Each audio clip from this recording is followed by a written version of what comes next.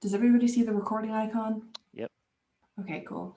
Hi, everybody. It is Monday, March 29th, 2021. It's 10:33 a.m. on the Pacific Coast and about 3 hours later on the East Coast of North America. This is the Inclusive Naming Initiative's open source Workstream bi-weekly meeting. My name is Celeste and I will be hosting this meeting. Stephen Augustus is also going to be co-hosting this meeting, and we are the leads of this Workstream. So on the agenda today, what I've done is I've gone through the past couple of weeks of meeting notes, and I've pulled out things that we talked about wanting to work on and made those GitHub issues. You can find the link for that in the agenda, and for the purpose of this recording, it is in the Inclusive Naming GitHub organization in the org repository under issues. So I think first things first, let's run through these and then start.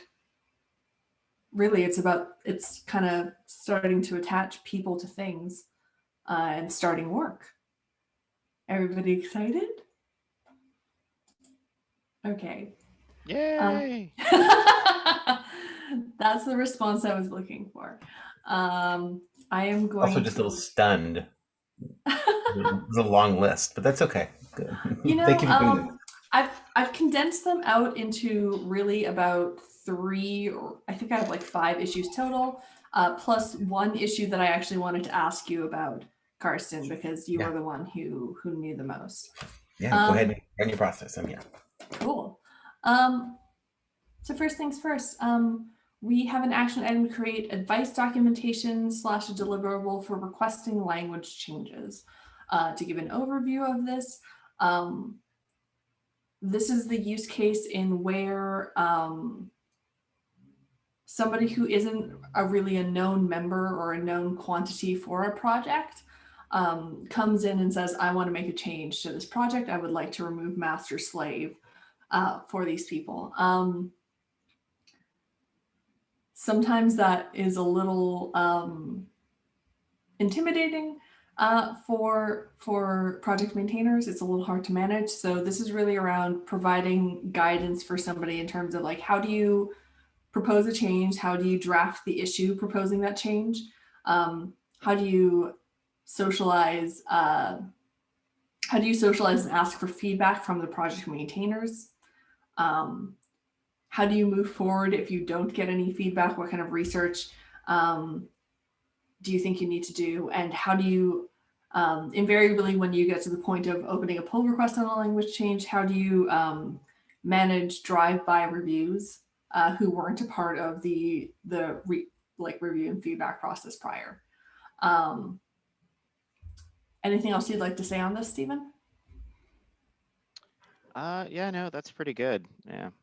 Okay. So who would like some more?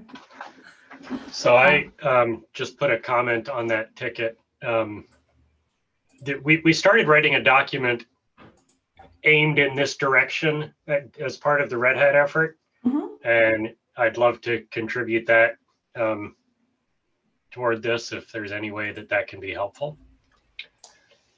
Sounds good. Absolutely. So yeah, so I think this, and I meant to ping you actually about this. So I think this goes into the question of intake, the the longer term question of intake. Kind of on the docket for the community and tooling group.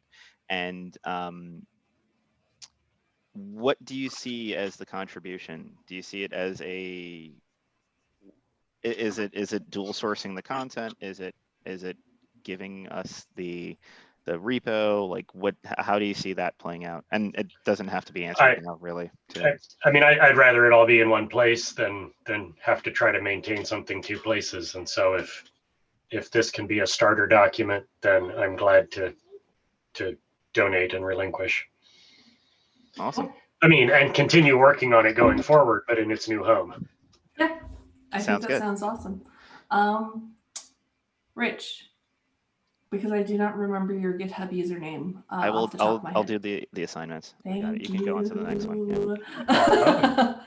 And in fact, if you reload that ticket, You'll see the Oh note wait, from him. maybe I put it on the wrong ticket.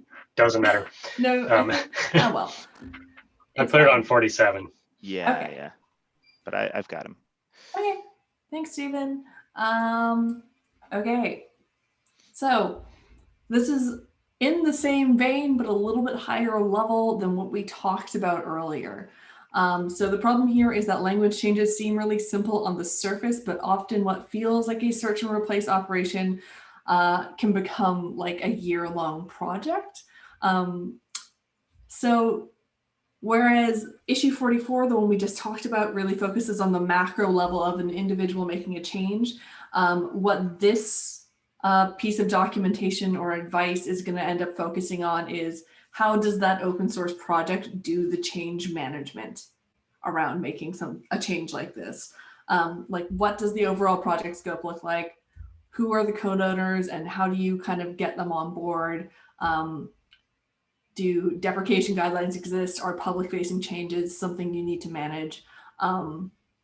This wasn't a part of our original discussion a couple of weeks ago, but a lot of this is sort of covered in this implementation path document that we already have. So I actually personally wonder if it's worth like revising and revisiting that document as opposed to just starting from scratch here. Any other comments, Stephen? So I think this kind of blends into, I think we've got basically two lenses, right? One lens, the lens of the contributor and the lens of the project maintainers, right? Mm-hmm. So I think this will blend into, I would dump this in Rich's lap too, because I think this blends into Okay. deciding what is and isn't in your documentation today and maybe breaking that out by audience. Yeah, I agree that I think that these are two different, lenses is a good word because we need to have something that speaks to projects that want to get involved as well as to people that want to go do good things and aren't familiar with the particular project in question. Yeah. I don't want to give you work, Stephen, so take this as a suggestion that you can say yes or no to. But I think that you I think that you would have a lot of like useful advice in this realm as well. Oh, for sure. So I would like to also see you contribute to this. Yeah, so basically what I see in my head is we work out the details of Rich's donation. I just sent Rich an invite to the org so we can actually assign him to this issue. And then from there we can do, I can lead a group review or something of the documents that are there and figure out what we need next. Yeah, I think that's a good first step. I really do hope somebody's taking notes because that's important to write down. Actually, let me just check because I'm okay. And I've got us assigned, so Okay. Rich is in now. So Okay. Thank you very much. No problem. So the next ones are, I think that everything that I've marked as an umbrella issue. For those who are a little bit newer to open source, that typically means something that's a little bit more of an epic where it needs to be broken out into sub-issues. I'm not sure if they're umbrella issues or if they're just poorly defined right now. So keep that in mind going forward. So that is a note kind of from with my administration GitHub-y hat on. We need issue templates if we don't already have them. I saw you had something of a framework for an issue template, but kind of right now it's just like, hey, I have ideas, right? But I want to know, like, give me the problem statement, give me the expected outcomes, so on and so forth, and how you're thinking through it already, right? So yeah, we need issue templates. Yeah. And I should file an issue for it.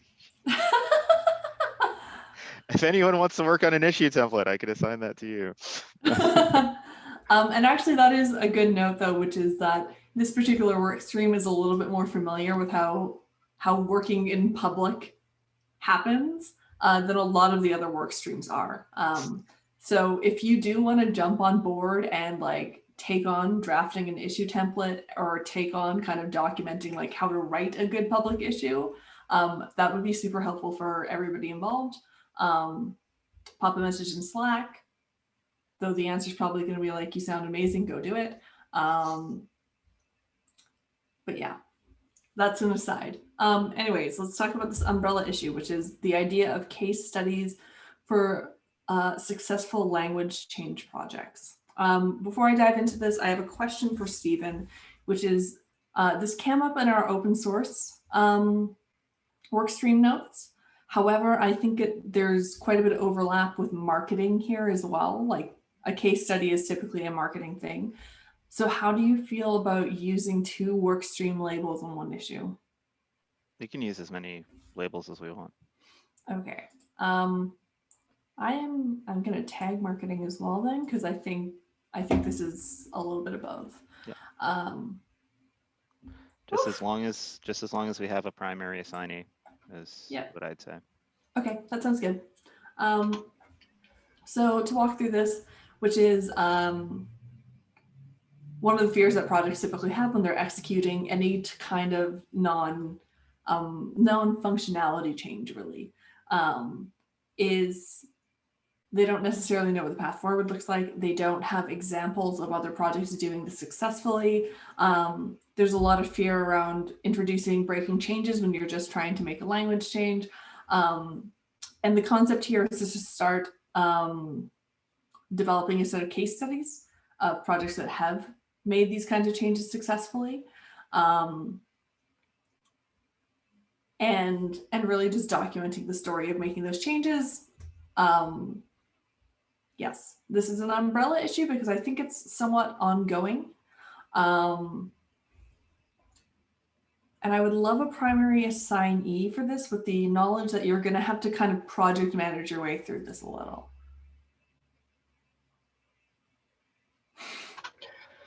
I'd like to mention another nuance here that I think is under the same umbrella, and that is tracking what projects people are working with will avoid the situation where you go and talk to a project and have the conversation where it's already been had and you drag up all the baggage again. And it gives the opportunity for folks to coordinate on ongoing efforts and not reinvent. So there's the marketing aspect of it, but there's also the, I don't know, project management or where are we already working aspect of it. Yeah, I think the biggest question that I have when I was kind of taking our notes and putting these into issue, which is, and I didn't include it here, it's really like, how do you get in contact with people and ask for that story? So I mean that raises I think this is even for the, the collection of recommendations, right? Where someone's like, we've got a great internal doc, and you're like, but I can't share it. So like deciding, so it goes to affiliation, and if you are actually like a representative who can speak authoritatively for that thing, right? Or at least point someone in the right direction. So like I'm personally willing to list all of my hats and the things that I can get in contact with. And I'm sure that a few others are as well. Would it make sense to have that list somewhere? Ooh, I see what you're saying. Is that somewhere public or private? Because it's going to depend on, I think, I will not get into this. We do not have enough time for this on this call, but I recently signed a letter in support of a thing, and people have listed their affiliations on that letter. But also some have not, right? So I think it's up to you to decide what you are comfortable with sharing on public documents. But I would not be opposed to having a list like that, because I think it makes it very clear who to reach out to next if you're tackling a project. And to be very clear, the letter I signed was in support of removal, not the other one. Well, there was another one that was my assumption. So yeah, that it was removal. Yes. Okay. Yes. And Also- only one of them had lots of attributions of projects too. So it's and I was going to say also note that it was no great mystery what issue either. Stephen, question about the anonymity of or people's case study, so kind of thing too. Just if this is a I'm wondering if maybe we can. It's not sure exactly if there's like a template or something that can give us a way to have people help kind of anonymize not anonymize their story, but if you get people to turn a story into a pattern, then you can get them to take out the details and just talk about the pattern effect. So maybe there might be a secondary reach for something else that's different than just like a straight names and places and details case study. So I think we're talking about two similar things that are maybe orthogonal, right? So when we start anonymizing and we start developing patterns, what we are eventually doing is hoping to provide guidance, right? This is a way we've seen these things work multiple places. This is guidance on how to do the thing, right? And that becomes like canonical documentation for us, right? Whereas the case study needs to be explicit, it needs to be non-anonymized, right? Like, usually the case study you have to work through like getting legal sign off and yada yada yada. Logo goes up or it doesn't go up depending on what legal says, but it is about an explicit instance of a change, right? So I do think there's a place for the anonymized pattern matching recognition stuff, but I think that will be our actual guidelines for making change. Yeah, that makes sense. And there may be some people that just because of whatever their nature is, they end up having to do all of their work on the pattern side instead of the case study. Exactly. Side. So I mean, okay. this is a great case for like, I guess making the Kubernetes stuff more agnostic. The goal when we initially did the working group naming stuff in Kubernetes was so it was agnostic enough that we could take it elsewhere, right? And then you've got Rich's conscious language docs, and I think smushing those together in some way, shape, form turns into the guidance that you're kind of suggesting. Okay. Just to keep this moving, just because we got to go at the top of the hour, and that's in 10 minutes. Do we even feel that this is well defined enough to assign? It doesn't sound like it is just Okay. yet, and it sounds like we would want marketing to take the lead on this first. Yep. Yeah, I was going to suggest, since I'm in this work stream and in marketing, why don't I quote unquote take lead in further defining it, right? I agree. I was going to suggest that I don't think it's ready to really take home yet, but I'll take the lead on rounding it out a little bit. Yep. Cool. That would be awesome. Would you mind just saying hi on this issue too, so we know your GitHub handle? Yes, for sure. Thanks. Yep, that's issue 46. Just FYI, I'll put it in the chat for you. Thank you so much for your help, Yeah, Hugh. of course. Okay. So another issue, which is probably needs a bit more definition, and sort of relates to what Stephen was just talking about kind of having a list of contacts and how those reach into different open source projects, which is frankly an initiative like inclusive naming. It succeeds by gathering critical mass for a bunch of different reasons. One is that critical mass is just an effective social signal to people. Another is, for example, if we wanted to gather case studies, we need contacts to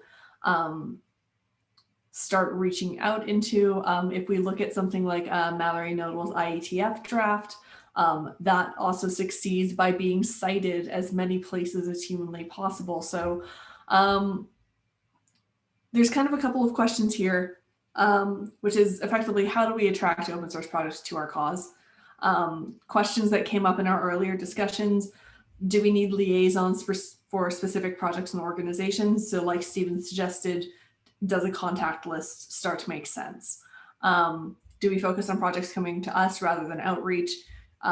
There's stuff around contributor and intake work streams yet again. And do we host an event that came up in the last meeting? I mean, so I would say that this may be more on the not OSS but community and tooling. slash administration-y type things. We can multi-label it. But I think one thing that we need to make clear is that these, we can provide a list of people to potentially reach out to. There needs to be an understanding that just because you reach out to them doesn't mean anything is going to get done. Like the list is informational. It's not necessarily directed to any one outcome, and especially important for like company, enterprise, as well as the SDO side, right? Where like we can't promise effect in certain areas. Yeah, I'm very wary about creating anything that looks like a leads list. I just want to put that like out there. Same. And again, I think we can caveat it amongst ourselves as much as humanly possible and say like, no, we're not going to do it. Nobody's under any pressure to respond, but like I think that as soon as a list of people and their associations and their contact info exists, the temptation to turn that into a leads list for various purposes emerges alongside it. Which is why I mentioned the public versus private. Like, yeah, is it a thing 100%. That we 100%. need? And is it a thing that everyone needs so much so that it needs to be public? Maybe not yet. Yeah. Can I, again, and I apologize for assigning both you and myself work now. I think that this is maybe something that you and I need to walk away and have a bit of a think about before we move forward. Because again, there's data privacy stuff at play here. So I think this is in our ballpark to think about as leads of both this initiative and this work stream to make sure that everybody is safe and that their participation is not being monetized. Yep. Okay. Yep. Sounds good. Last issue on our list, and then I have a question for Carson. Umbrella issue, which is recognizing known public contributions. This is also a language work stream issue in my my assumptions. It's also a marketing issue. It's also an enterprise issue. This might just be a cross-cutting issue. I don't know if you're. I mean, it might be that what we want to do is maybe either punt it over to enterprise or just collaborate with them on it, because it's a process issue that gets into how language works, but it's also really organizational decision-making thing. It's also kind of a governance issue is the thing. Yep, yeah, that's true too. Okay. I think this is everybody's problem right now. The one thing I think that might help is if we, and I don't know if we can do this kind of officially or not, but when I look at most people's lists of things, when it comes to, I think that most of the stuff that people have to contribute is not long enough to necessarily be copyrightable material.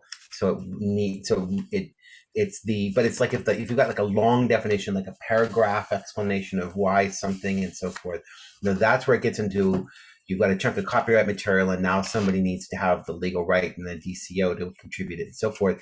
And unfortunately, to a degree, that's actually the juiciest part for us on the language side. Like that's what we want is people's thoughts. People have been thinking about this for a couple of years and have some really good materials. I mean, that was my impetus. I'm looking at the list of stuff that I've seen at Red Hat. I'm like, oh, I want to get this stuff out there, but how do I get that cleared? And, how do we make that process for people? So this is a little bit of a sticky one. And I think that it really, a big part of it gets into the enterprise side and the commitment that groups are willing to make to kind of put their name on a series of words that say, here's why we think, here's the words, and here's why we think these words are problematic. And here's, how to be conscious and et cetera, et cetera. So it's a sticky wicket.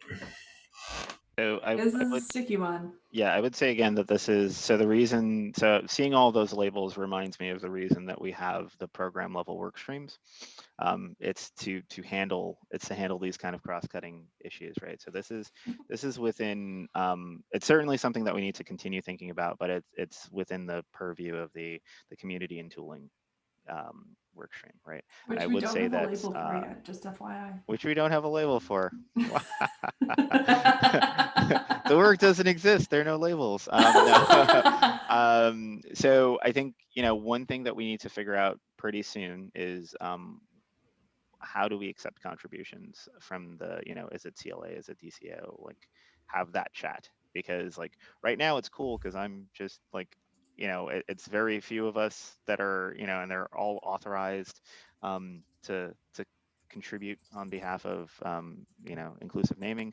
But yeah, the CLA DCO, we should have that conversation.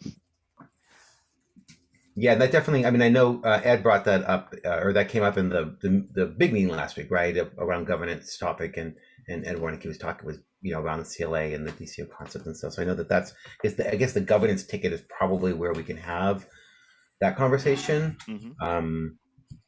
I mean, I'm hoping it's going to land on why in God's name would we need a CLA, but we'll have to see. I mean, sorry, am I showing my personal opinions here? Yes, but. It's fair. But I mean, I've been really enjoying the level of process and organic that we've been having going on. I hope we can keep it going. I would say that if an issue does not exist for CLA DCO, we should have a separate one for that, because I believe that we can solve that in parallel with overall governance, and it should be solved sooner than we solve the overall governance problems. Yeah. Or the governance problem statements and opportunities. Yeah. Karsten, would you like to open an issue? Are you allowed to? Oh, can I do that? I forgot. Yes, absolutely. I will do it right now. That would be lovely. Thank you so much. Yep. Because I think you're right. I think Stephen is correct. We can solve them in parallel as a small update to this work stream. Another thing that we can solve in parallel is code of conduct, and we actually have a draft that will start making its way around pretty soon. But yeah, I think the less we can pin on the big, hairy governance question, the better. I kind of agree with you, Karsten, that this is both really important and really hairy. However, I sort of wonder if there's a dependency. I wonder if there is a dependency here on the big legal governance entity question and how we accept contributions. So I wonder if this is blocked until further notice. So I will say that we are at time, and if we want to continue the discussion, we should take it to Slack or the mailing list. But yes, it is something that's critical, because that will impact our ability to intake anything, right? So thank you everyone for taking the time to hang out with us. Again, very thoughtful discussion. We will see you later on the internet. Yeah. Karsten, I will ask my question to you on Slack. And thank everybody for attending, and have a lovely afternoon. Thanks. Bye. Thank you.